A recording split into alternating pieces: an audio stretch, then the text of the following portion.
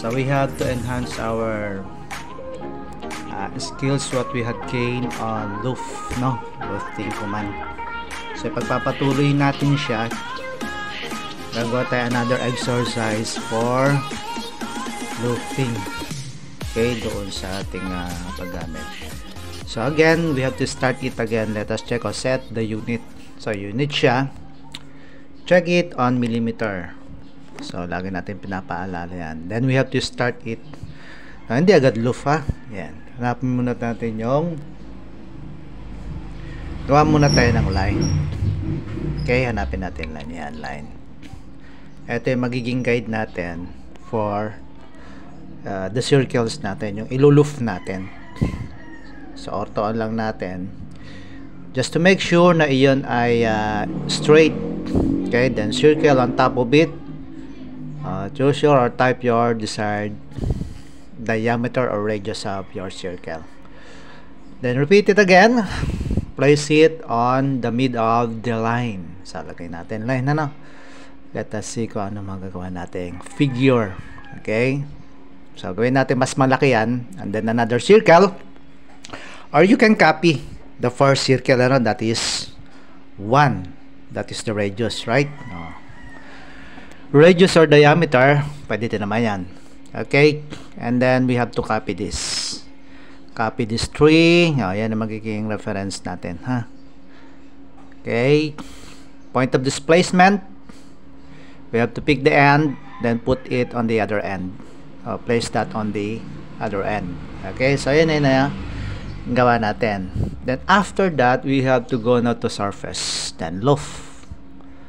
The procedure, tandaan nyo lagi yan, para ma-master nyo siya. Okay, so we have to pick the first circle, the smaller one, then the big one, then the smaller, the bigger, and then the smaller. Okay, so nakita yung nakakapag-create tayo ng another figure by means of loof on the surface. And the surface, 3D surface natin, ha? Okay, next. So just to add other detail, okay, pwede naman gawin yon. Okay, let us practice this again. So gawa tayo ng circle here. Ayan. Okay, no, medyo malayo, no?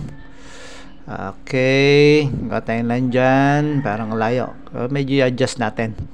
Layo siya, dapat sa tabi sa kabila, malapit dun sa UCS. Okay, hindi siya angkop eh. We have to move this. Lipat natin siya. Ayan. Dito sa left part noong ating nagawang figure. Ayan. Ortho off lang natin para malayo siyang gumalaw. Then draw a line on the center of the circle. Pick here at any length you desired.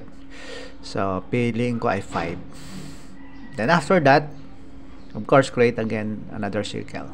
Pick sa diameter radius 1 kasi po-point natin dun yung sa kukunik natin dun sa 1 na ano. Then let us surface again loof. Smaller one, bigger one. Okay, yan na siya. Right? Then again, so since meron tayong pinaka-stand niya, so mas maganda kung dagdagan pa natin siya ng pinaka-stem pa. Gawa tayo ng line, ortho on, height, it depends on you. Pwede 7, 6, 8, bahala kayo. So yun ang gusto ko. Then again, circle, pick here, diameter is 1, or radius is 1, then press pull natin. Okay? End to end lang natin. Ayan siya. Okay? Pick na. Then after that, we have to connect this all. Move na lang natin. Ano? Move natin yung mga yan. So, pwedeng yan.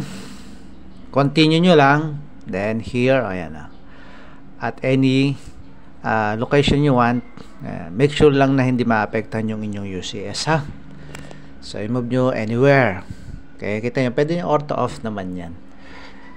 Para malayang gumalaw ang inyong figure. As you can observe, naiiwan yung kanyang lines. So, you have to move this again. Connect natin to, ha? Center to center to, ha? Kita nyo yung endpoint.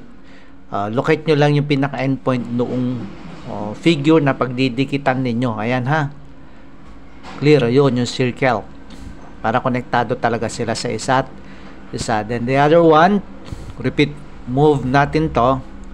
Then select again the endpoint. Lagi ha, endpoint. Then continue lang. Ayan na siya. Connect to end point. Ayan ha, kita yung circle na below center. Then linisin natin to. We have to erase this. Ayan. Select natin yung mga panggulo para makita nyo na yung figure. Okay? So, nakapag-create tayo another figure, then go to Material Browser, MAT. So, select natin yan. Select. Then, apply color or material. Okay? So, pili ulit ako ng gold. Paborito ko. Bahala kayo kung anong gusto yung kulay. Pwede nyo i-adjust yan. Pwede nyo i-explore kung saan kayo masaya. Suportahan ta ka. Then, kung gusto nyo baguhin siya, punta kayo sa layout 1. Ayan, puti siya, no? Para makita nyo yung kulay mismo. Klarong-klaro. Layout 1 ha. Pipindutin nyo lang layout 1. Then, double-click nyo lang yung box para doon gagawa. Okay? Yan yung paper view eh. Okay? Ayan siya. Or model space. So, pwede nyo siyang i-orbit para makita nyo yung other view niya. Tulad ng ginagawa natin. Gawin nyo lang ng gawin.